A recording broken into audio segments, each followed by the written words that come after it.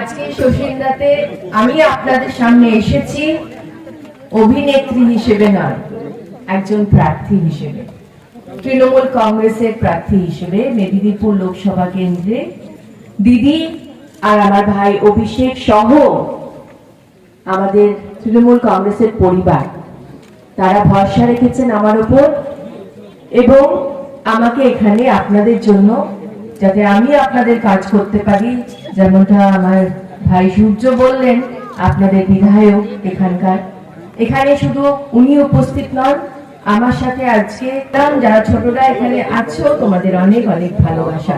যেমনটি বলছিলাম যে দিদি অনেক ভরসা করে আমাকে এই দায়িত্ব দিয়েছেন।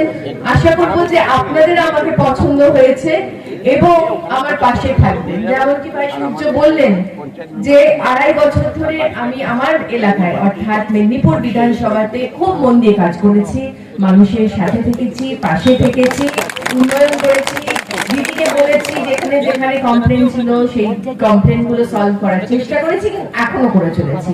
এবং মেদিনীপুরের মানুষটা কিন্তু আমার মুখ ভার, বলছে আমাদেরকে তো তুমি ভুলেই যাবে, তুমি তো অন্য জায়গায় এখন ঘুরে ঘুরে বেড়াতে, কিন্তু ভালোবাসি তাদেরকে, মন থেকে ভালোবাসি।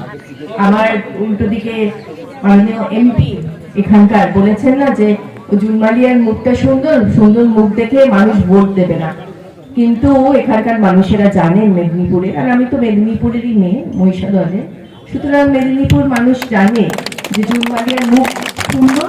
তার জন্য অনেক ধন্যবাদ এমপি সাহেবকে, কিন্তু আমার মনটাও সুন্দর।